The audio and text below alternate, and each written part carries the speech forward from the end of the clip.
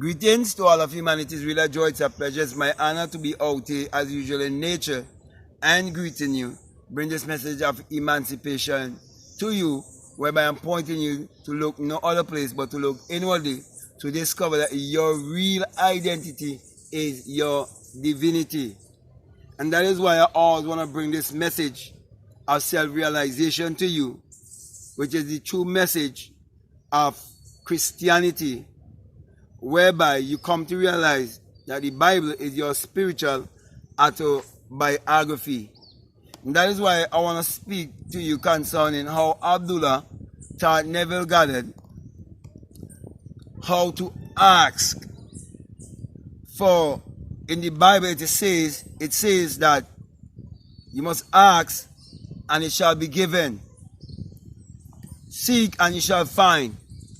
Knock and the door will be open to you. And Abdullah was teaching Neville Goddard the secret of the scripture. I believe it is in Matthew 7:7. Okay, I'm subject for correction, but it's in the Bible. And Neville, having studied with Abdullah for about 5 years, it was a time like now where there was massive unemployment and there was fear everywhere. It was known as the Great Depression. It was around 1929 to 1939. But more specifically, it was 1933. And Neville had a burning desire to visit his family in Barbados. And he went to Abdullah and tell Abdullah what he was experiencing. And Abdullah said to him, you have already gone to Barbados. You are already in Barbados. And he couldn't understand that. But Abdullah went on to teach him how thoughts and emotion works. And how emotion is energy in motion. For everything is energy, vibration, and frequency. And that how his brain is a receiver and a transmitter of frequency.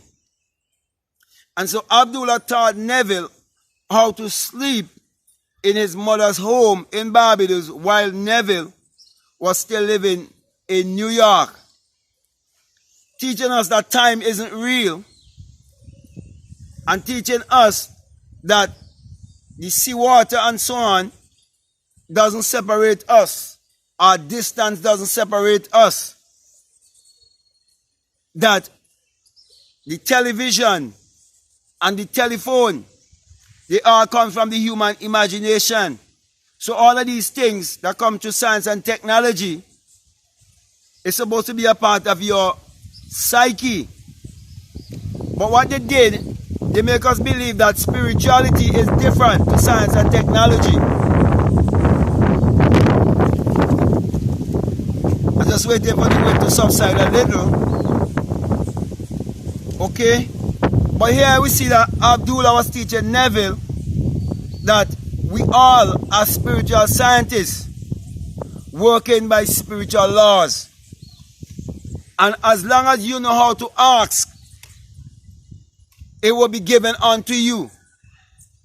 Now, Neville, having grown up in the Caribbean,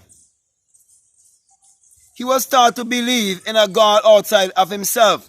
Just like how most of the people in the Caribbean be taught to believe in a God outside of themselves, to believe in a power outside of themselves. So even as little children, the system is set up in a way to have us looking outside of ourselves for the answers of life. And so Neville relates a story whereby he was showing you that in the school system, they are teaching secular Christianity. So Christianity is being merged into the school system in the Caribbean. I am living in the Caribbean, so I know about it also. And so Neville quotes the scripture that says that you must take up thy bed and walk.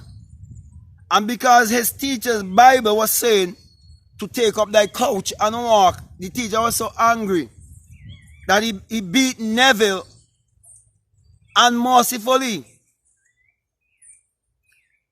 that when Neville got home and his father, behold, how badly he was beaten, that his father wanted revenge. And the neighbors had to stop him, which is Neville's father, from killing this man. And Neville goes on to say that this teacher, he couldn't even live with himself. He was a psychopath. And he ended up even killing himself. So my brother and my sisters, what I really want to bring across to you here is that Abdullah was really teaching Neville that many people do not understand the Bible because they do not realize that the Bible addresses the human mind and must be interpreted psychologically. That it is not literal, neither is it secular history. And so he was teaching him that many are asking ignorantly because they do not know what it means to ask. So there are many who go on their knees and pray to a God outside of themselves and believe in a God outside of themselves and ask for things. But here Abdullah is teaching Neville, the asking is getting into the feeling of your wish fulfilled. Because true prayer is desire and meditation with the inclusion of your emotion. Because emotion is energy in motion. So my brother and my sisters, my encouragement to you is to use your emotion wisely. Use your emotion to create your reality consciously. By understanding how powerful you are. Your mind power is the tool that has been given to you to create your world, to create whatever you desire in this world.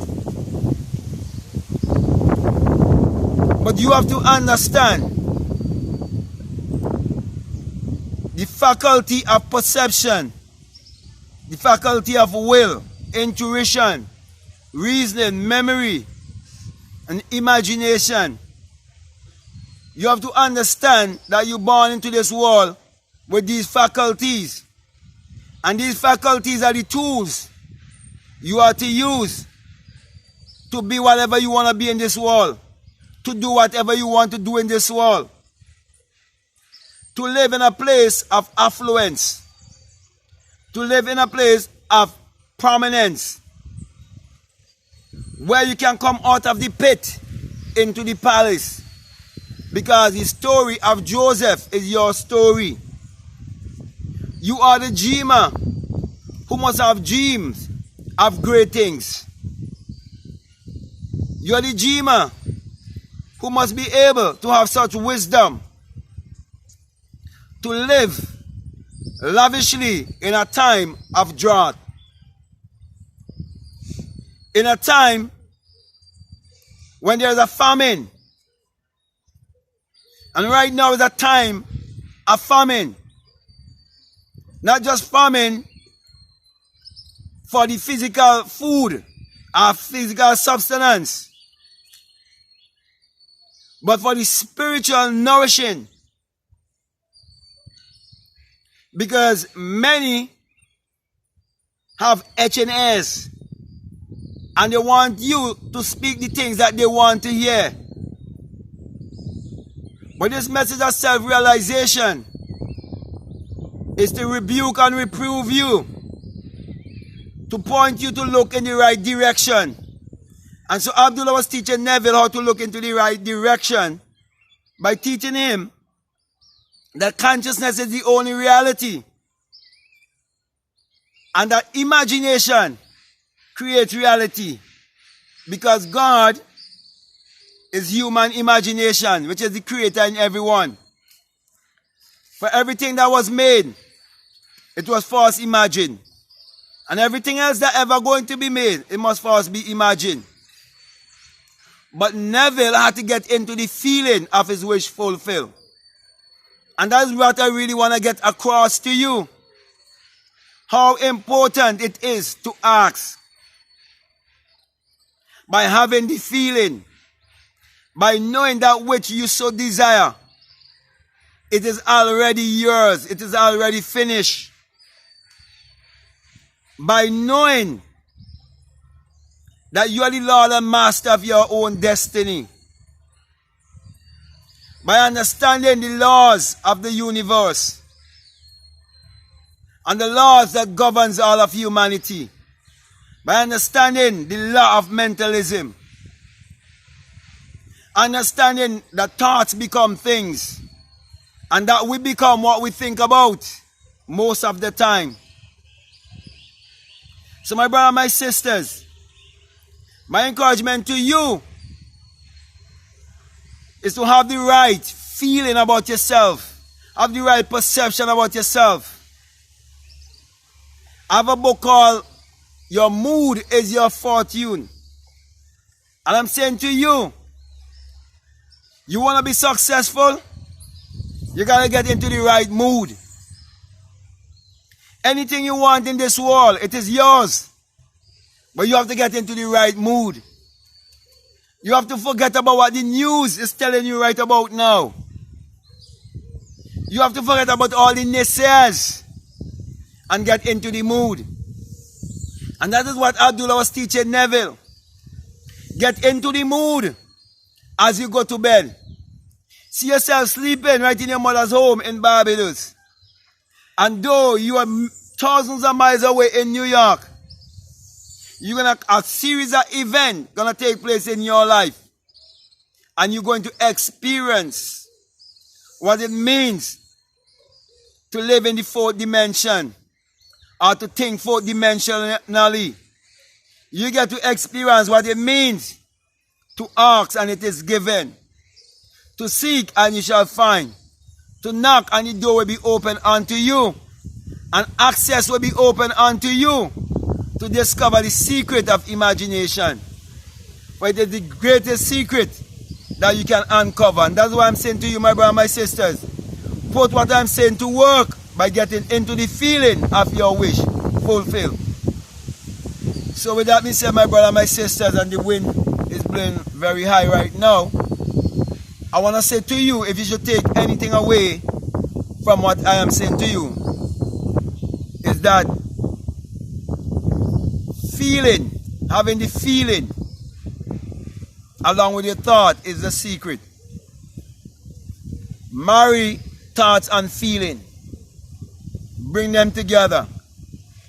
Bring the heart